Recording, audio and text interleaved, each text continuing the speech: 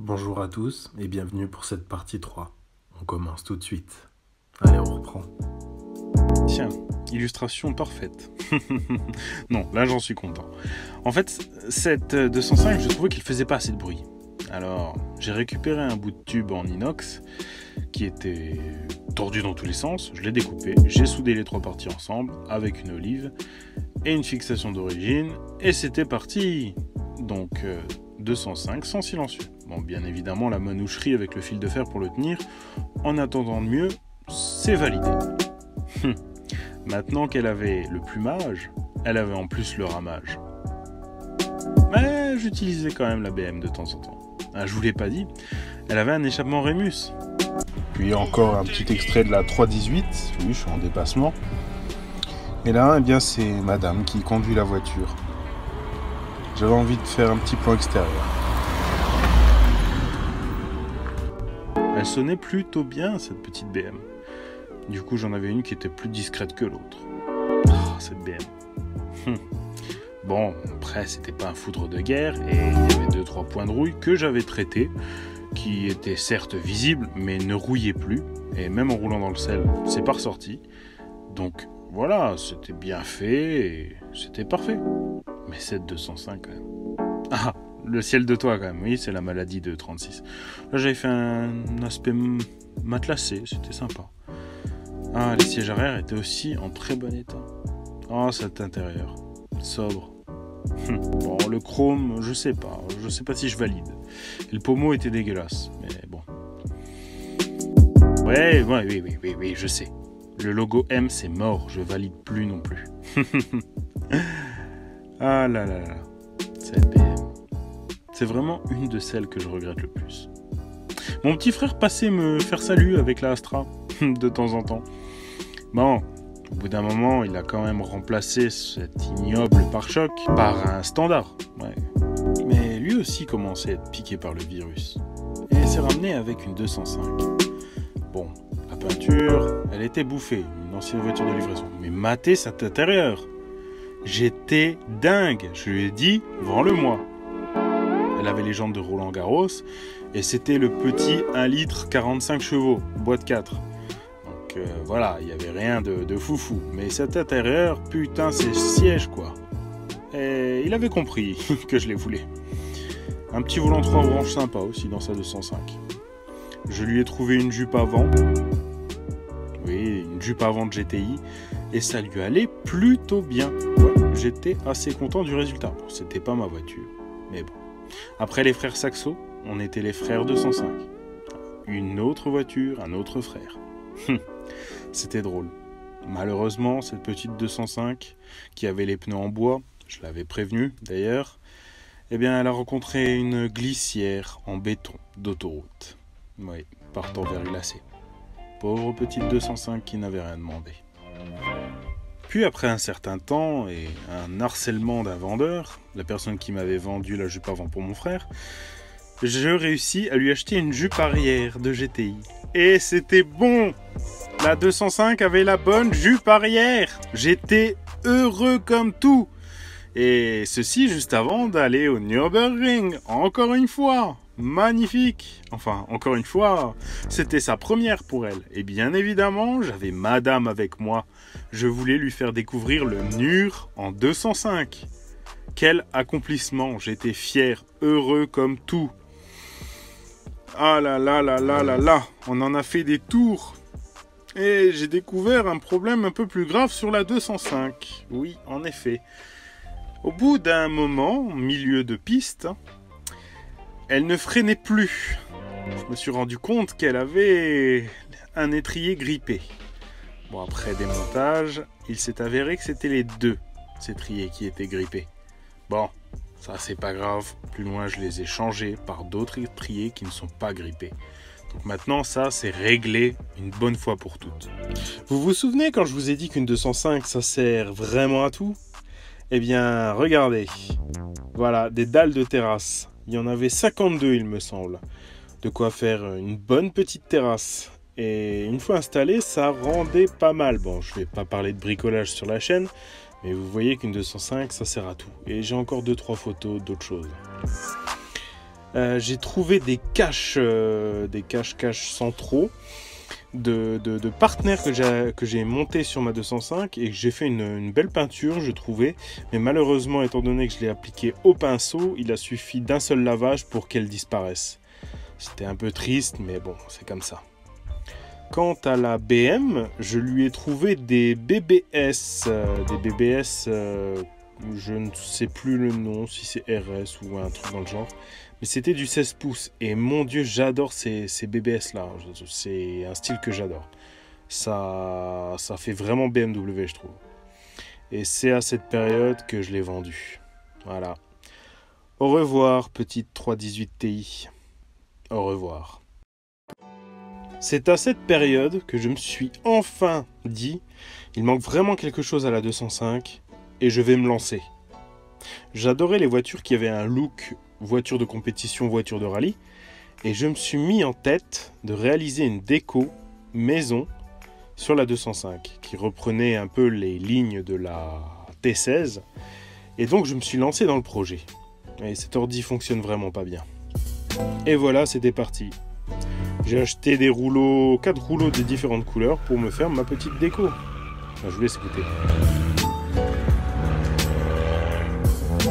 J'ai réussi aussi à lui trouver des harnais que j'ai installés sur les sièges d'origine avec des housses, un petit volant OMP, ce coup-ci qui était bien, et je suis parti au Nürburgring avec mon frère. Donc le plus petit ce coup-ci. Et on s'est fait spotter d'ailleurs.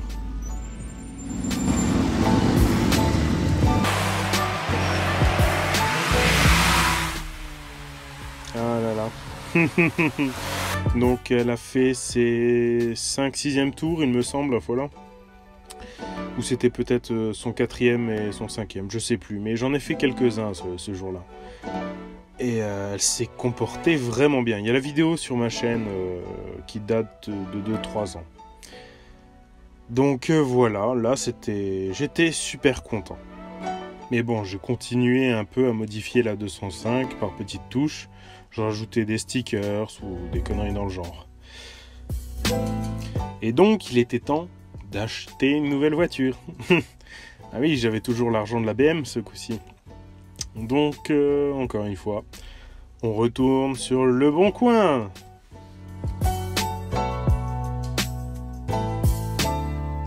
Et voilà, je tombe sur une annonce de 206cc. C'était la fin de l'hiver et je me suis dit, eh bien, une décapotable, ça pourrait être très bien pour l'été. Donc, je prends les 2000 € et je vais l'acheter. Surprise, elle était en plaque allemande. Bon, je l'achète quand même et je me dis que je vais me débrouiller pour la passer en plaque française. De toute manière, voilà, ça doit pas être des démarches très très dures. Oui, je décapotais tout le temps. La 205, quant à elle, recevait ses phares jaunes. Je trouvais ça vraiment cool. Bon, on n'y voyait pas des masses, mais bon. Et des jantes de GTI 1,6 litre. Et vous vous souvenez quand je vous ai dit que ça servait à tout? Ça transporte même un sommier. Du coup, la 206cc, j'arrive à lui faire sa plaque française, mais j'ai comme un problème. Encore une fois, vous me direz. Elle est trop basse, mais vraiment trop basse. Et ça aussi. J'ai eu un petit problème avec. La ligne est tombée par terre. Et ça m'a engendré un défaut moteur. Du coup, j'en ai eu marre de cette voiture. Et je l'ai vendue illico presto. Voilà. Encore une fois, une voiture que j'ai pas gardée très longtemps. En parallèle, j'ai donné une idée à quelqu'un de se faire aussi une copie rallye. Voilà, c'était rigolo. Et ma 205, je l'utilisais par tous les temps. Tous les temps, je vous dis. Là, on la voit, réunion de famille, avec la 305 break que mon père s'était acheté à cette période. C'est une voiture que je trouve vraiment sympa. Malgré le fait que ce soit, ouais, un peu vieux et rustique. Et puis, celle-là, c'est un diesel. Me revoici parti à la recherche d'une nouvelle voiture. Encore une fois, vous me direz.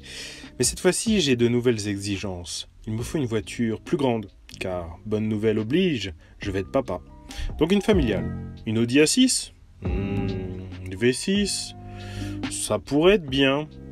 Une 207 SW Une break Subaru Mon frère a eu un problème entre-temps et la Rover 416... Non, pas 416.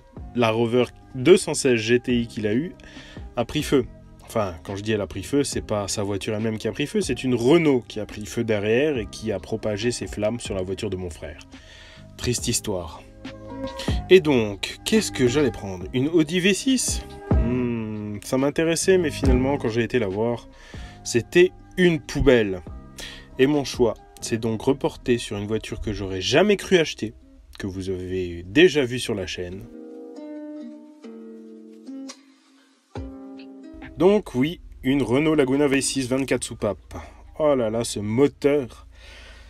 Ah ouais, la gueule, c'est pas trop ça. Enfin, moi j'aimais pas, mais bon. On va dire qu'elle avait quand même son charme. Et des petits problèmes moteurs déjà, mais bon, c'était rien de très grave en fait. Elle avait quand même la courroie de distribution qui venait d'être faite, donc c'était un bon point. Mais voilà, ça fonctionnait bien. Je vous laisse regarder.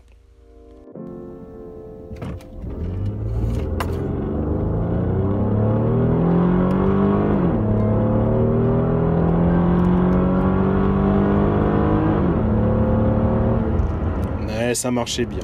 Bon, après, le problème moteur, c'était que par intermittence, c'était pas tout le temps.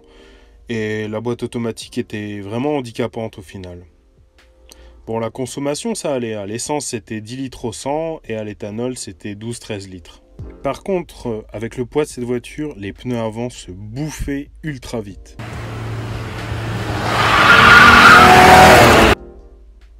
Bon, je continue en parallèle, bien évidemment, l'entretien sur la 205. On change des petites durites par-ci par-là. On fait des petites modifications, on peint les jantes 1,6 litre GTI en blanc, que des petites choses comme ça, voilà. C'est à cette période que je reçois une vidéo de mon ancienne BMW et que je vois comment elle a fini. Ma toute première, bien évidemment.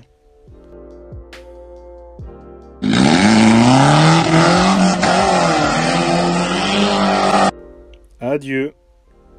Je tombe aussi sur une annonce de mon ancienne Hyundai. Ça me fait rire. À cette période aussi, je teste un produit pour redonner vie à la carrosserie de ma 205. Et ça marche plutôt bien, le résultat est plutôt sympa. Ma Astra, quant à elle, roule toujours. Bien évidemment, c'est mon frère qui l'a et il y tient. Même encore actuellement, elle roule toujours. Bon, il y a des petits trucs à faire dessus, mais il va se débrouiller. Hein.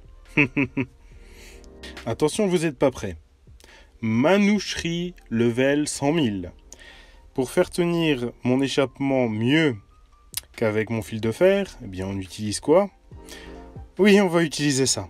Tordu autour de l'échappement, et ça va dans les cylindres en bloc d'origine, et ça fait plutôt propre. Les pare-boues, eh ben on les fait avec des pochettes de classeur. Ah non, mais là c'est vraiment du grand n'importe quoi. Ça n'aura pas tenu longtemps d'ailleurs. Et c'est pas assez solide et les cailloux, ben, ça fait tout sauter. Mon autre frère, lui, vient me rendre visite. Il a une C2 VTS maintenant. Ah, vraiment sympa la petite C2. Je vous laisse écouter.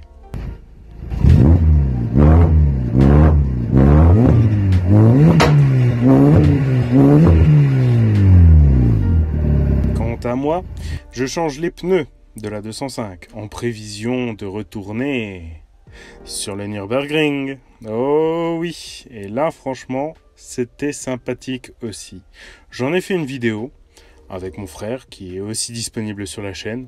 Voilà, vous pouvez la voir, elle doit avoir 2 ans maintenant, peut-être un peu plus. On s'est bien éclaté le jour-là, encore une fois. Après, qu'est-ce que j'ai envie de vous dire, hein, le Nürburgring, c'est toujours super. Et l'échappement de la 205 est sympa.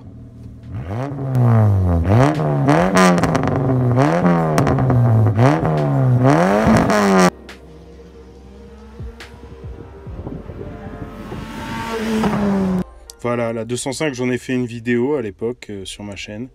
J'ai fait aussi une vidéo de la Laguna.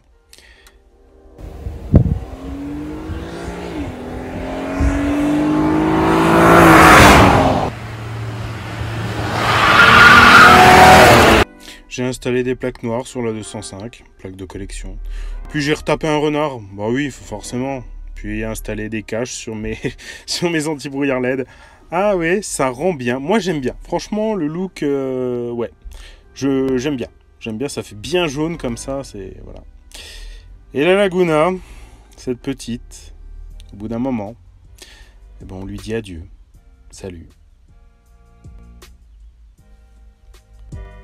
On va s'arrêter là. Je vous renvoie à la vidéo BMW numéro 2 pour savoir qu'est-ce que j'ai eu après la Laguna. Et maintenant vous le savez, hein, j'ai une E30. Je vous dis à la prochaine. Allez, ciao!